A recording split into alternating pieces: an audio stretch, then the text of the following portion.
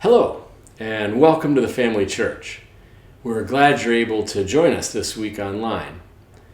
I just want to mention one announcement for members of our church. Coming up on October 10th, in just a couple of weeks, we have our annual meeting. And this one will be special because we'll be voting on our welcoming statement, and we want everybody to be a part of that. We're going to be able to worship and do the meeting that day in person or by Zoom, and we're also working on making drive-in worship possible, and so that might be an option by then. We'll let you know more, but in the meantime, plan on attending in person if you're safe and comfortable to do that, and if not, plan on attending by Zoom. We will make the Zoom link available, and probably the best way to get that, rather than us posting it on the web page or on our Facebook page where anybody could get into the meeting, is to let us know if you don't get the link by email, and we'll be able to send that link to you by Facebook message or text or email. And then you can join either with a computer or a device with the Zoom app or on the Zoom website, or there'll be a phone number, and you can call even from an old-timey landline phone if you want, and you'll be able to hear and respond by voice. And because of COVID, they have made it legal for people who are members of the church to vote by Zoom. And so your vote will count even if you can't be there in person that day. I also want to ask for prayers for our healthcare workers. It's been an especially difficult few weeks, and prayers for people who are suffering from COVID. I know it's touched some people in our congregation and in my family and quite possibly in your family or circle of friends. So we all need to be praying for strength, and also that more people might become vaccinated and that people will be safe from this virus. That's it for announcements and prayers for this week. I invite you to enjoy worship today. Next week we are planning on having be a communion Sunday, just so you know. So the king and Haman went to Queen Esther's banquet, and as they were drinking wine on the second day, the king again asked, "Queen Esther, what is your petition? It will be given you. What is your request? Even up to half the kingdom, it will be granted." Then Queen Esther answered, "If I have found favor with you, your majesty, and if it pleases you, grant me my life. This is my petition, and spare my people. This is my request. For I and my people have been sold to be destroyed, killed, and annihilated. If we had merely been sold as male and female slaves, I would have kept quiet, because no such distress would justify disturbing the king." King Xerxes asked Queen Esther, "Who is he? Where is he, the man who has dared to do such a thing?" Esther said, "An adversary, an enemy, this vile Haman." Then Haman was terrified before the king and queen.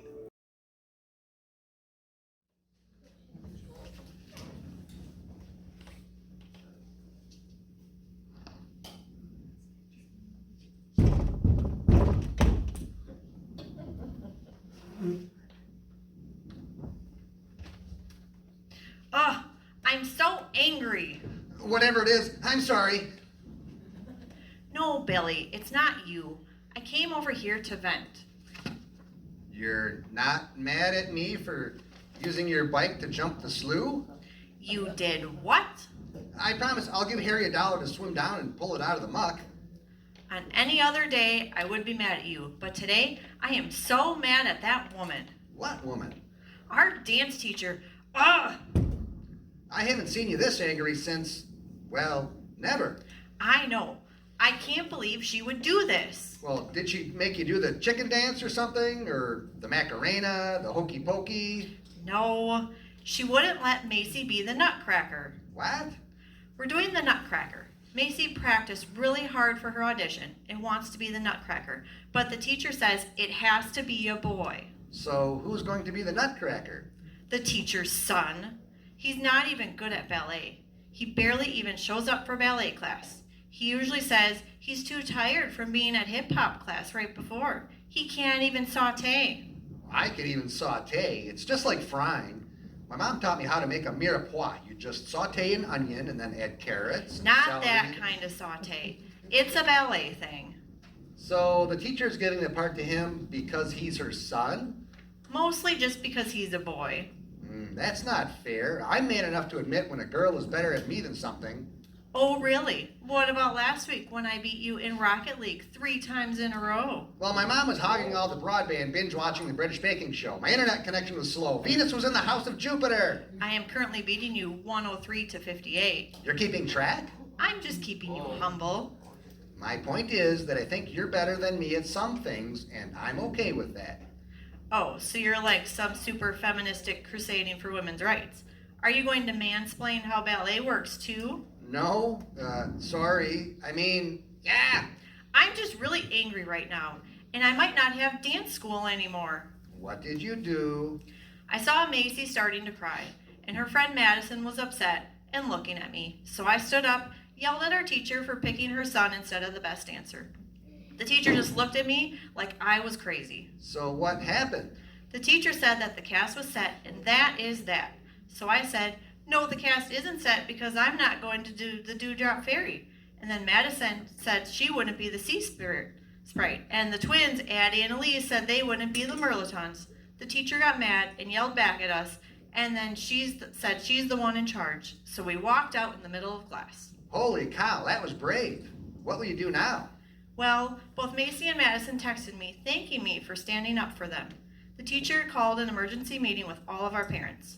I know our parents are with us too, so we'll see how it goes. Wow, I never knew you were such a rebel. I must be rubbing off on you. Yeah, right. The difference is I'm a rebel with a cause. And that's important because...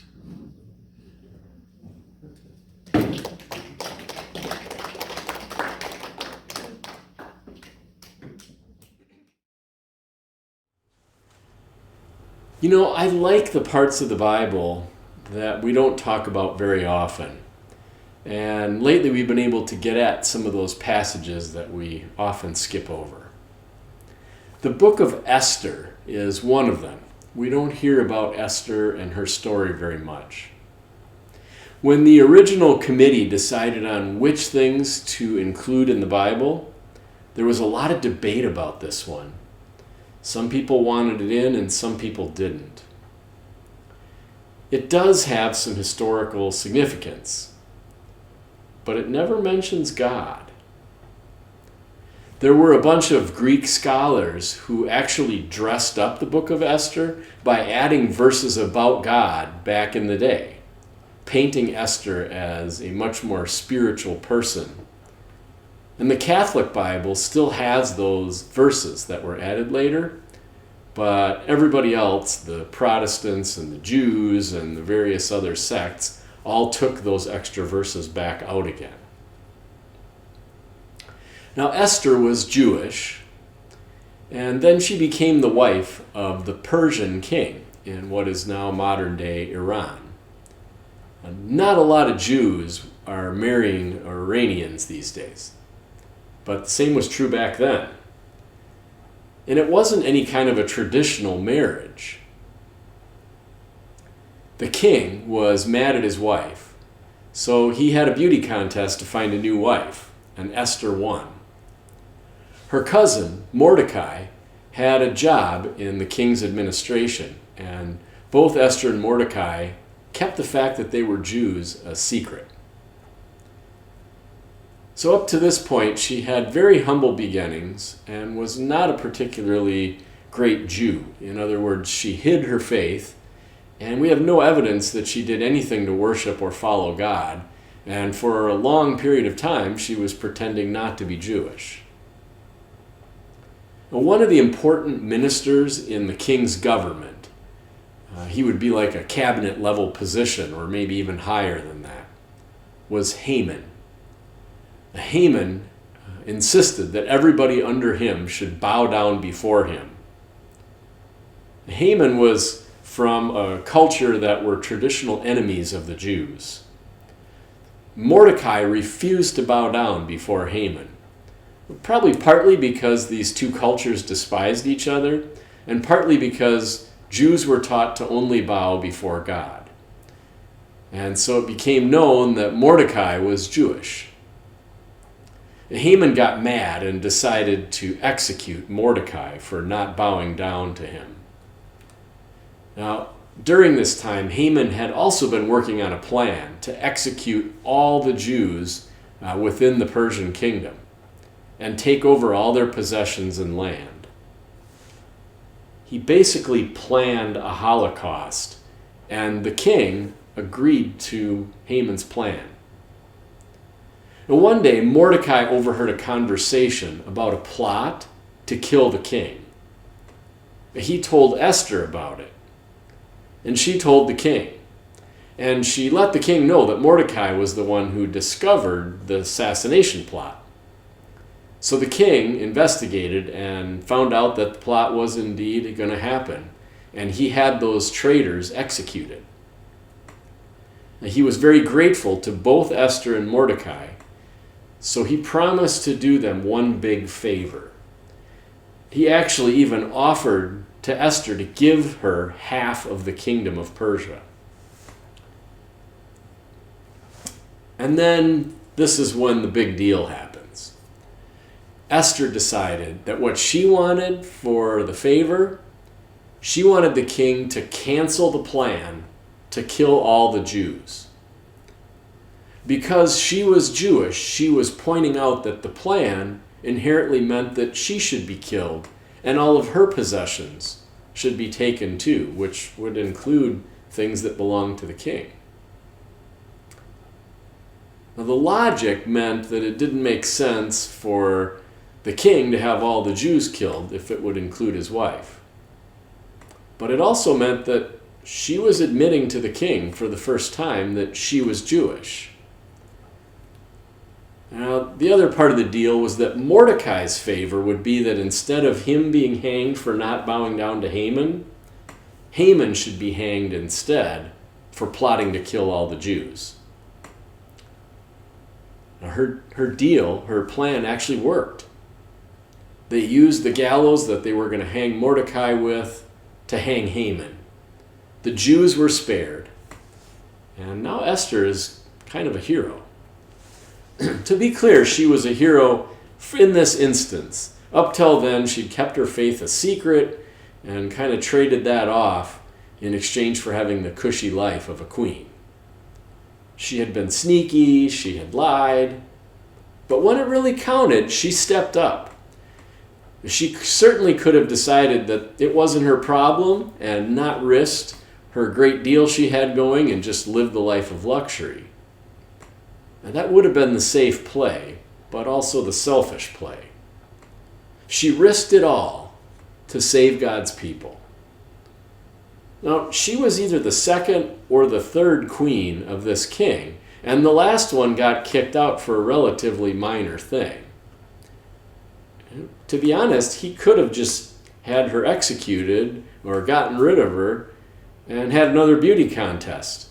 Or he could have asked for the woman who took second place in the last beauty contest. She knew the risks she was taking. She could have lost her position or even her life.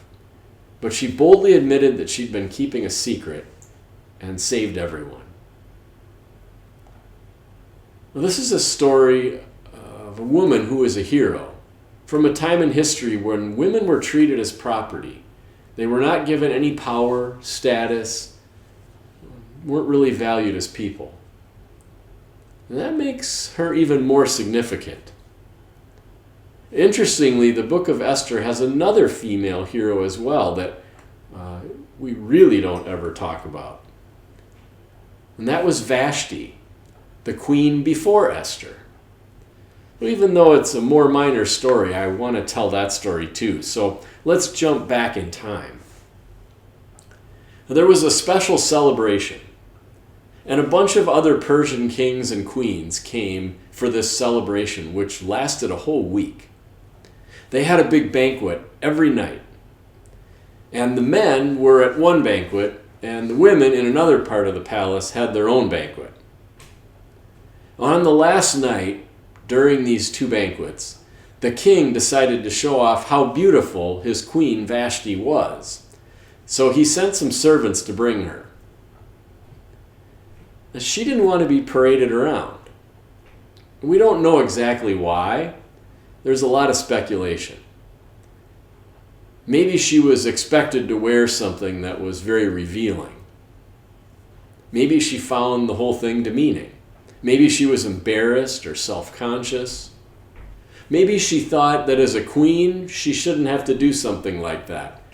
She was too high and mighty. There is some speculation that it was a political move, or that maybe they were expecting that the king was going to be assassinated at this time by one of the other leaders who was visiting. And the idea was if she sort of had all the women hostage, then they couldn't do anything to him. But why he would ask to have her come in the room then, nobody says. Some old Jewish scholars speculated that she had developed an embarrassing skin condition or even leprosy. Some other scholars actually speculated that she had suddenly become a man, that there had been some sort of magical sex change that happened. That one seems really out there. It's hard to imagine why that had anything to do with anything. Why would the king ask for the queen to be brought before everybody? He would have known about this unless it happened 10 minutes before. Kind of an odd theory.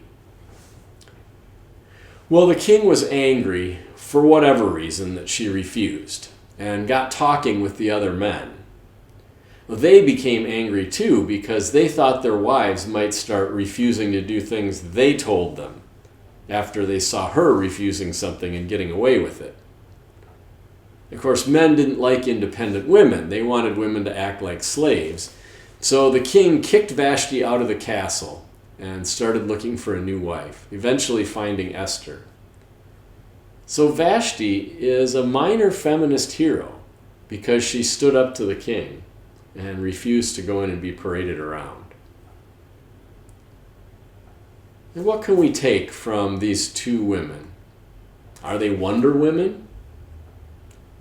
And while the Bible was written by men, and edited by men, and put together by a committee of men, and then translated by men, about a culture that was dominated by men who treated women as property, the strength of women still manages to show through. Esther and Vashti may not quite be actual Wonder Woman or Captain Marvel, but they are a reminder to us all that even when we feel powerless, we still have the power to do something. And when we do have some power, we need to use it. When you have an opportunity to take a stand and make a difference, like Esther did, we need to follow her example and make a difference for God. The second thing is we need to recognize that not all of the other women who get mentioned in the Bible are needy women with problems. There are some of those.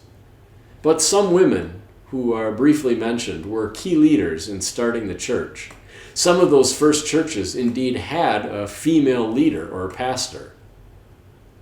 Other churches relied on women to provide their financial support and to organize the people. And even before that, in Jesus' life, Mary, the mother of Jesus, Martha, and Mary Magdalene were all important to Jesus. They supported him, and they helped the disciples to understand what they needed to do and strengthened the disciples after Jesus was crucified. It's even possible that there were female apostles who helped start the first churches, although we don't really know that for sure. So we celebrate the role of women in shaping our faith and in shaping our lives. Your question to discuss this week is, name a woman who was important in shaping your faith, and then name one thing she did that specifically made a difference in your life. Then I want you to think about what you can do that is similar to that for someone else. So name a woman in your life who made a difference in shaping your faith, and what she did that made such a difference in your life. And then what can you do to make a difference like that in someone else's faith development? Go ahead and pause the video now and take a few minutes to either think about those questions if you're by yourself, or discuss them with whoever you're watching worship with today.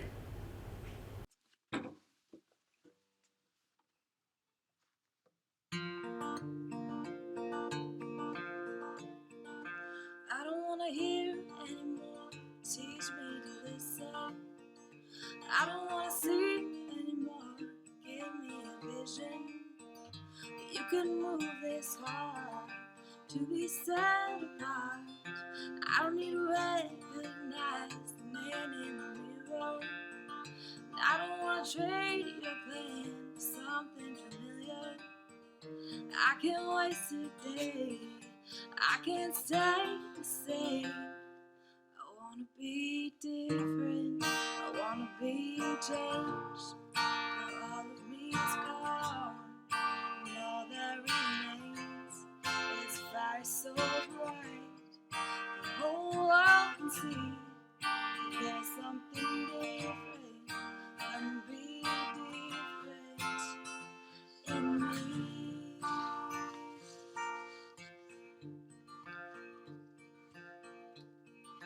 I don't want to spend my life stuck in a pattern. And I don't want to gain this world, lose what matters. So I'm giving up everything because I want to be different. I want to be changed till all of me is gone. And all that remains is a fire so bright. The whole world can see there's something different. So come and be different. I know that I am far from perfect, but through you the cross still says I'm worth it.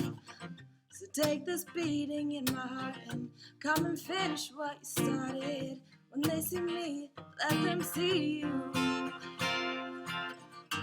I just wanna be different. I wanna be changed till all of me is gone, and all that remains is a fire so bright the whole world can see that there's something different. So come and be different. I wanna be different, so you can be different in me.